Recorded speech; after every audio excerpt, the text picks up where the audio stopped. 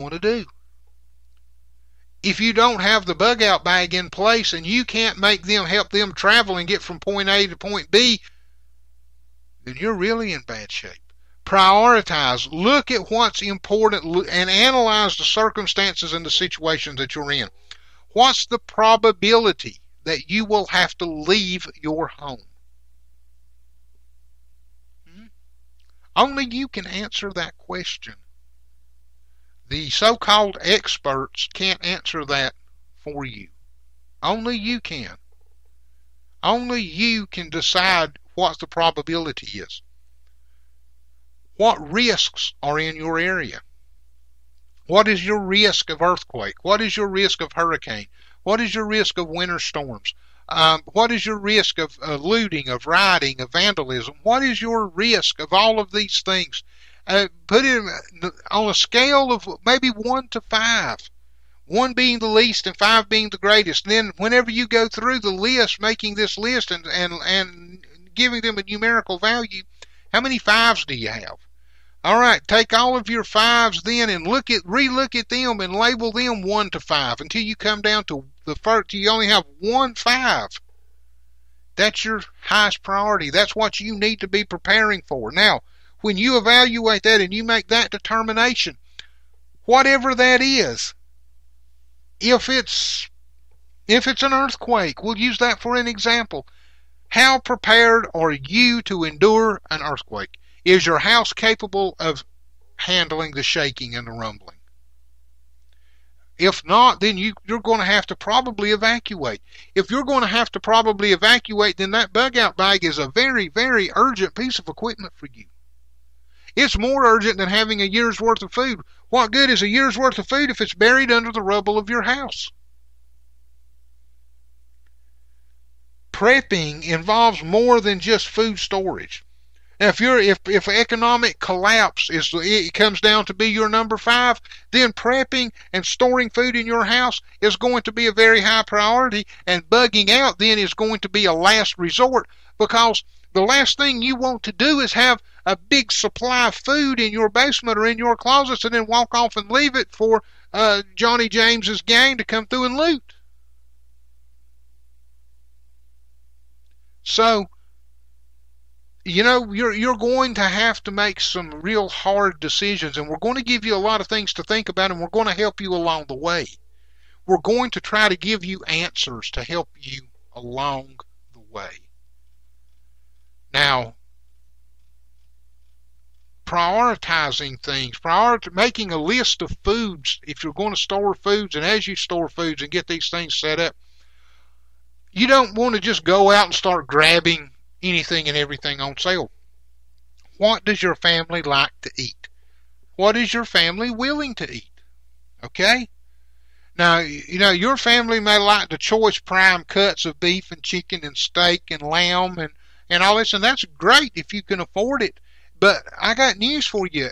You're not going to be able to store all of that stuff like that. So when it comes down to living a scaled back lifestyle, what is your family willing to eat?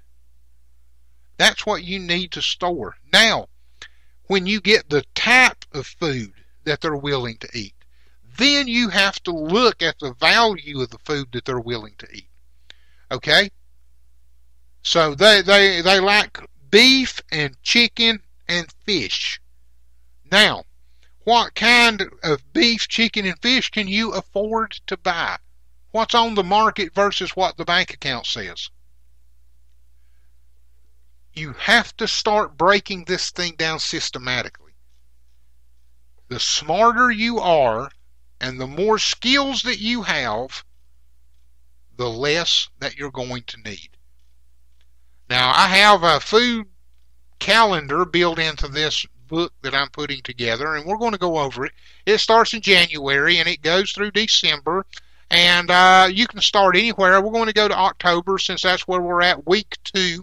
It says to buy 1 case of tuna or other meat. So you look at your family, the meat that they like, and fish is in there. Is tuna one of those fish? No, my family don't like tuna. Then don't buy tuna. What do they like? What kind of canned fish or canned meat do they like? So, well, they like the they like the little canned hams. They like those. How many of those can you afford to buy this week? Buy that many. The calendar may say one case. This is hypothetical. This, if you want to supply, put back 1 year's worth of food in 1 year, this is what you do. This is hypothetical. The fact is, this is giving you a pattern to go by. Buy meat. Now, how many? What size? The little 1 pound dyke hams? Or are you going to be buying the 4 pound hams, the 8 pound ham? What kind of canned ham are you going to buy? Is it one that requires refrigeration? I hope not. You don't want to buy those. You want to buy those that have a shelf life. That's something else you have to consider. The shelf life that's there. How long is it good for? Because you don't want to have a case of 1 pound hams sitting in your closet and then they all expire at the same time next year, so you're going to have to be eating a lot of ham this time next year. You're going to have to think and put your thinking cap on. You're going to have to be creative. And hopefully, as we move through this, you're going to build these creative juices and you're going to get them flowing. And you're going to get a picture. Prepping isn't hard. Prepping is just smart. Prepping is just smart. It's just about taking the common sense that God has given you and filtering through the hype. There's a lot of hype that's with prepping right now. And you got to filter through that and you got to break it down to its bare necessities, to its bare bones what it is. Because you're like me. You don't have the money in the bank to just write a check for the UPS truck to pull up and dump a year's worth of dehydrated, freeze-dried food under your carport so that you can store it somewhere, and then you can sit back and say, voila, I've got it. For 1 year, you've got it. And I'm not being critical of that again. I'm just saying not everybody's got the ability to do that. And this broadcast and this series, Prepping on a Budget, is for those of you who don't have that ability. For whatever reason. I don't care what the reasoning is. It does not matter what the reasoning is. The fact is, you do not have the ability to do it. And because you don't have the ability to do it, and you have a desire for prepping, I want to teach you. I want to give you some help along these lines and along these ways. So, for instance, this week, get a case of tuna or some other meat if you can afford it. If you can't, get what you can afford. And then how does that break down per people in your family?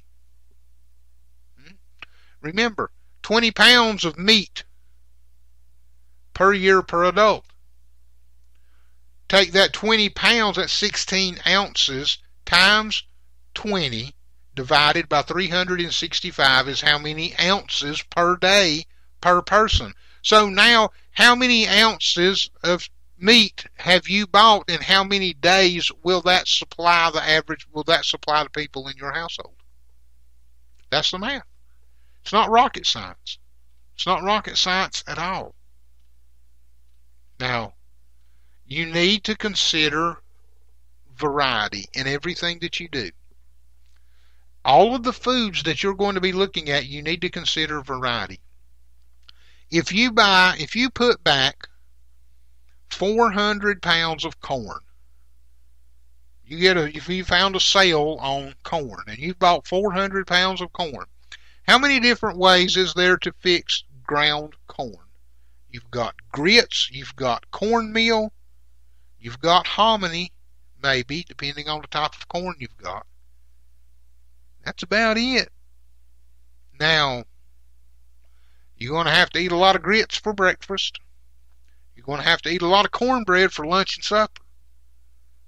Wouldn't it be much better to have a combination of at least some flour put back for white bread, some corn for cornmeal, some wheat for some whole wheat grainage and some roughage, maybe some rye, some other things to get that 400 pounds so that during the course of the time that you're eating on it, you've got some variety there.